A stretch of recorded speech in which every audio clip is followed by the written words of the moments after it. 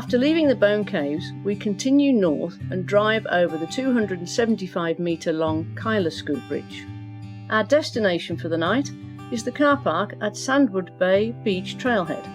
The next day, we walk to the most beautiful beach in Scotland, which can only be reached on foot or by boat. Later in the afternoon, we visit Smoo Cave, a large combined sea and freshwater cave that sometimes has a large waterfall inside. Just before sunset, we find a nice bush camp spot near Loch Hope. This is Ardvreck Castle, a ruin obviously, and there's another ruin right on the beach here. Fabulous spot to stay overnight, but we keep on moving.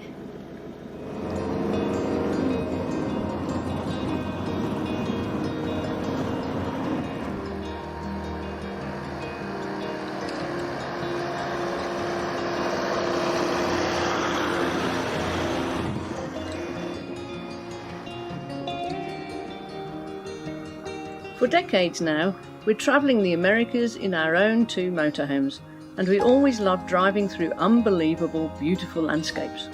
And the northwest Highlands of Scotland definitely belong to this category. Near Unapool, the 275-metre long Kylesku Bridge spans over a large inlet. It was opened by Queen Elizabeth in 1984. Like yesterday afternoon, the skies are all of a sudden full of smoke. It comes from the east. There must be a large fire somewhere.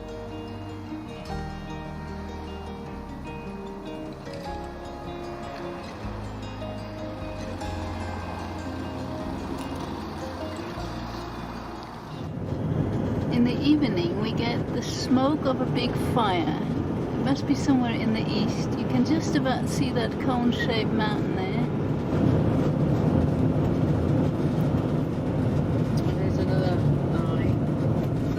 Boulders. Okay, yeah. Somewhere we've got boulders on hills. It's completely different landscape again. It's up there, yeah, I can see, I can recognise the photo.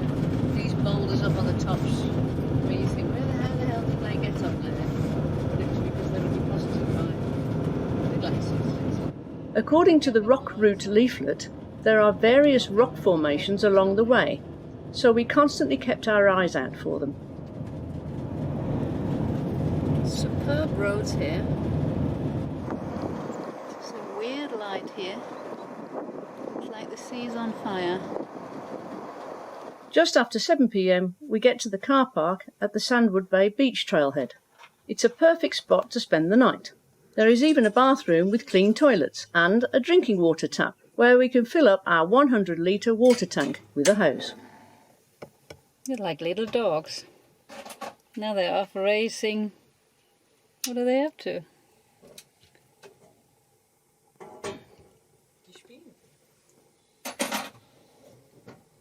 That must be the Formula 1 race here. Oh, and the fence is in between, but we are getting...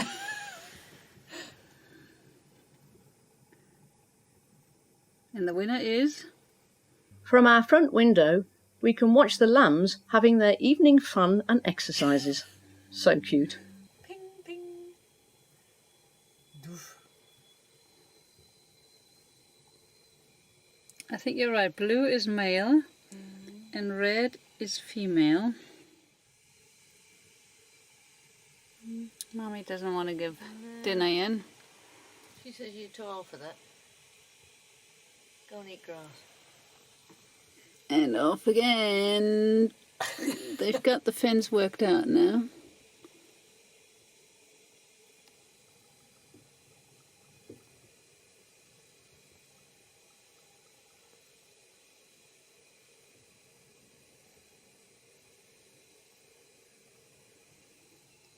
I always do that in the evening, full of energy before it's beddy bridal time. I guess they don't want to go to bed, do they? So they're trying to say, oh look, we can stay awake. We're old enough.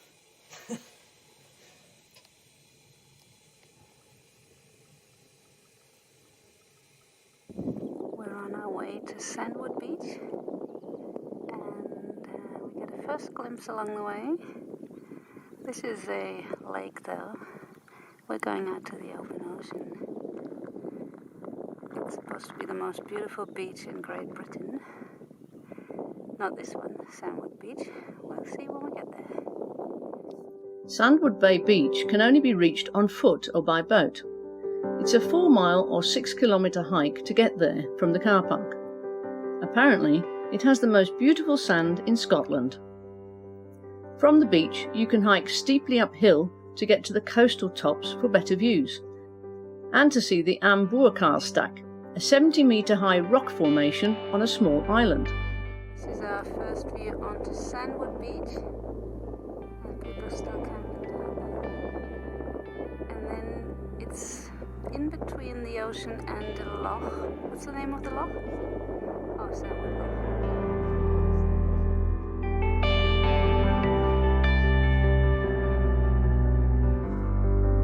It's an easy trail to hike, but because it's in a fairly remote location, there are not many people here.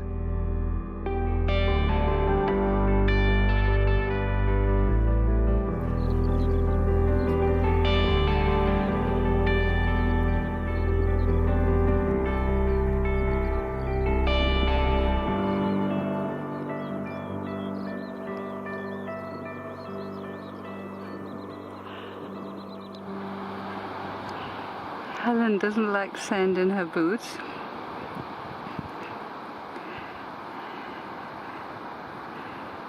It's super sand. It's a very, very nice beach. You can tell Helen thoroughly enjoys it.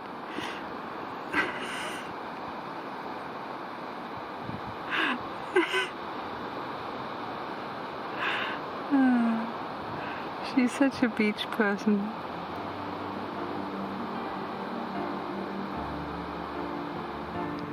Except for 4 other people, we have the whole beach to ourselves. Wow.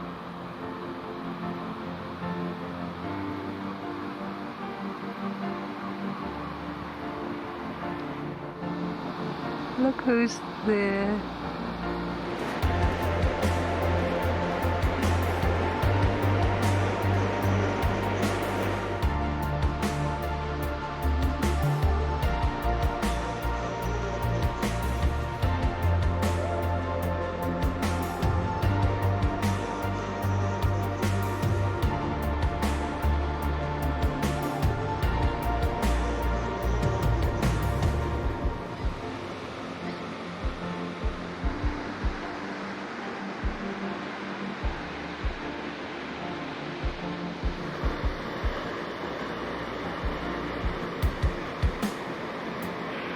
We're going up to the top of the cliff and we just follow the sheep tracks. Yeah, that's Helen. She's a cutie, yeah, I know.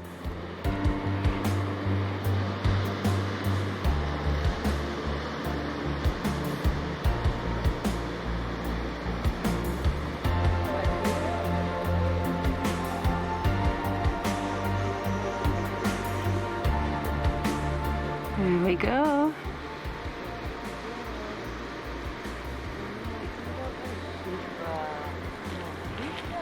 Good girl.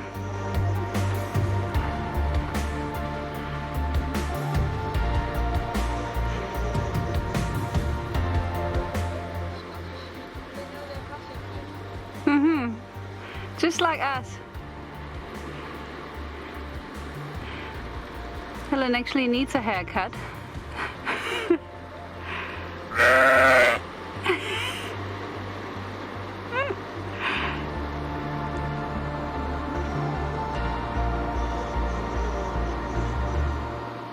We're getting closer to the top. Quite exhausting for us, not for the sheep with their 4 legs. What a view. Holy shit, this is beautiful. Can you believe we're in Scotland? Could be in the Caribbean.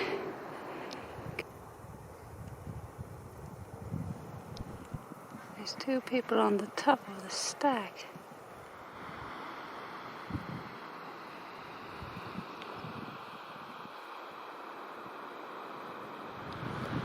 We're getting ready to get back down,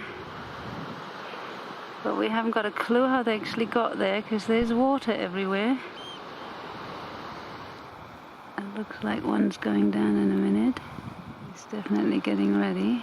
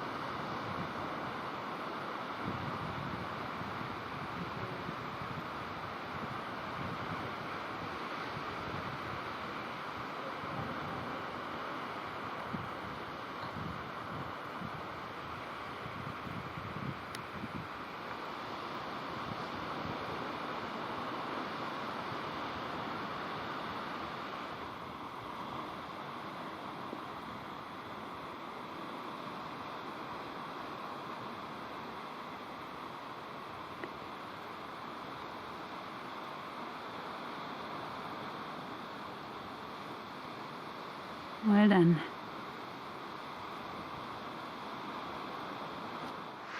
Here's the really sporty woman enjoying her snack, watching the two guys coming down from the stack, from the needle. We figure it's about maybe 70 meters.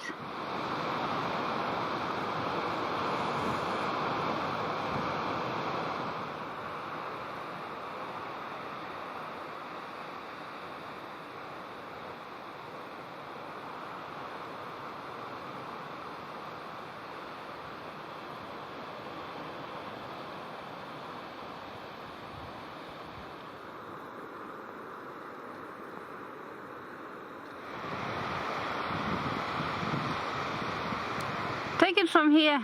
This looks like nice and pristine. Okay, yeah. Pristine sand. We're taking some sand. It's for a good cause, and I don't think people will notice that there's some sand missing here. It's sand from the most beautiful beach in... Make it full. The most beautiful beach in... Take a full thing.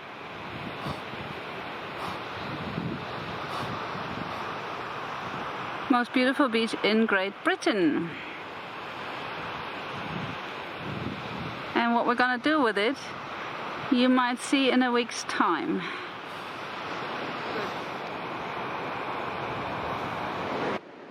It takes about 90 minutes from the beach back to the car park.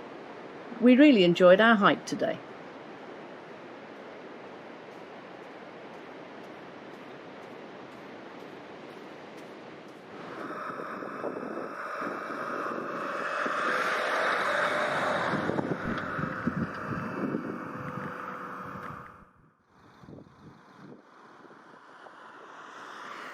After our daily coffee and cake break in Big Bertha, we continue driving north. Our next destination is Smoo Cave, a large combined sea and freshwater cave which can be visited without an entrance fee. They're all huffing and puffing, weren't they? Just met some bikers who were totally out of shape to come up here. We're not going to say anything how we feel later, because we've already done about 15 kilometers to the Sandwood Beach Bay. But now we're at Smoo Cave, and there's supposed to be a waterfall in the cave. We see how that works. It looks great already. Smoo Cave is a very large sea cave made mostly of limestone. The cave is unique within the UK. The first chamber was formed by the action of the sea, whereas the inner chambers are freshwater passages formed from rainwater. Essentially, the cave can be thought of as two caves formed by different mechanisms which have joined together over time. The cave entrance and main chamber have been considerably enlarged by sea action to approximately 40 metres wide and 15 metres high, the largest sea cave entrance in Britain. The entrance is located at the end of a 600-metre long tidal gorge, which was once part of the cave, but is now collapsed. This is a giant cave. Holy crap.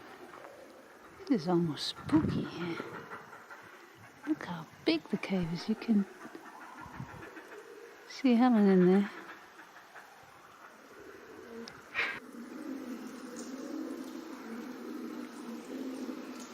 The second chamber has been formed by the action of fresh water, and the waters of the Smoo stream on top of the cave sometimes drop in as a 20-metre high waterfall. Fortunately for us, the weather in Scotland is really dry at the moment, and we really enjoy the many sunny days we have on our trip.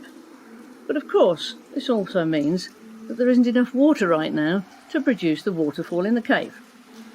Well, we can't have everything, can we?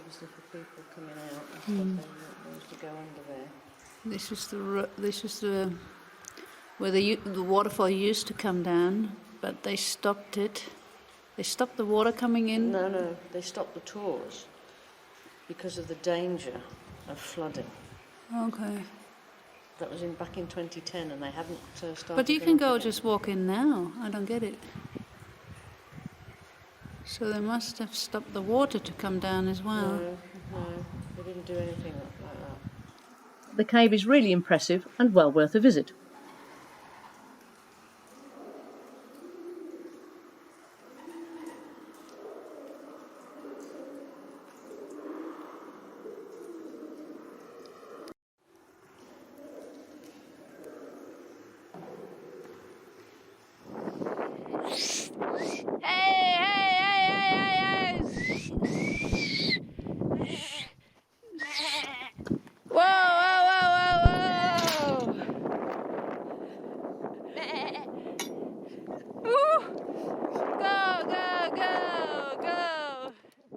After leaving the cave, we walked along the top of the gorge towards the ocean. On the way back, we have to go through the sheep corral. Are we going crazy?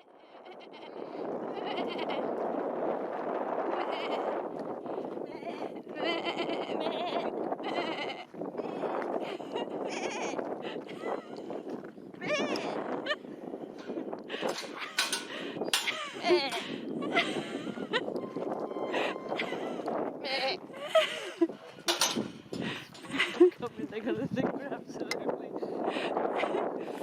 mad.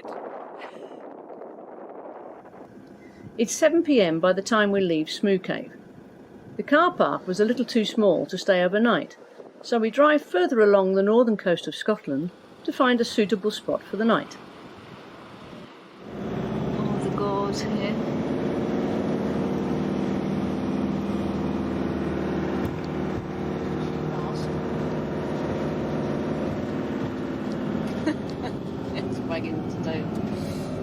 Yep. Big Bertha, are you shitting on us?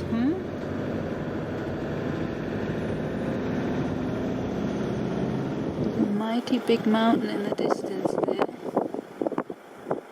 And you can see some oyster farming in the front here. We need to drive around the large sea inlet of Loch Eriboll.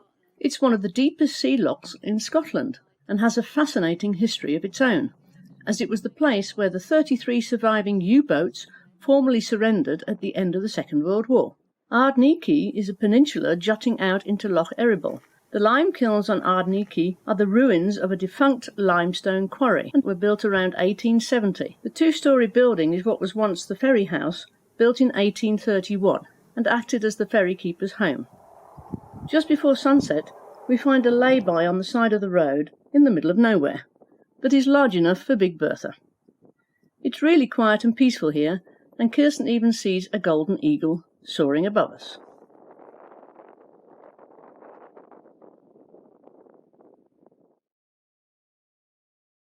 we continue our drive along the northern coast, which brings us to the end of the road in Scotland, a little place called John O'Groats.